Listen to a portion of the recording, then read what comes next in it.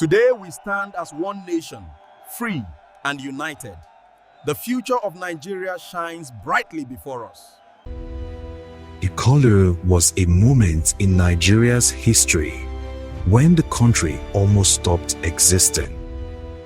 Not divided, not unstable, gone. And what led to that moment is a story most people don't fully understand. Today, Nigeria is one country, but it wasn't always certain it would remain that way.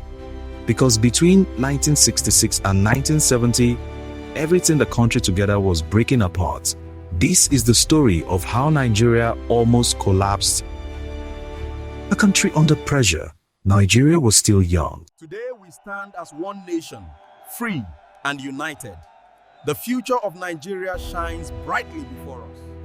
Independence had just come. The system was still fragile. Different regions, different interests, different visions of the future. And slowly, tension began to build. The breaking point. Then came the coups. January 1966, July 1966. July event didn't fix the country. It pushed it closer to collapse. Trust disappeared.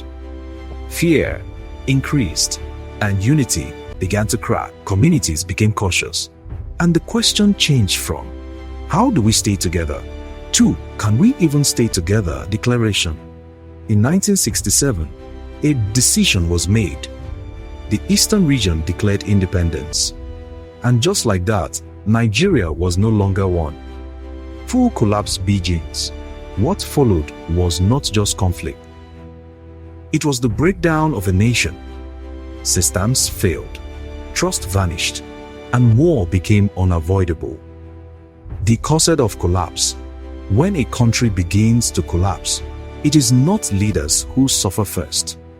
It is ordinary people, our families, children, communities, and the deeper the division, the harder it becomes to rebuild. Why Nigeria did not break completely, and yet Nigeria did not disappear. Somehow, through conflict, pain, and loss, the country remained, but at a cost. So how did Nigeria almost break apart forever? Not because of many decisions, reactions, fear, mistrust, all coming together at the worst possible time. If this video opened your eyes, don't forget to like, share, and drop your thoughts in the comments. And if you want more powerful stories like this, make sure you subscribe. Because in the next video, we're diving into something even deeper: the biggest mistakes Nigeria made after the war.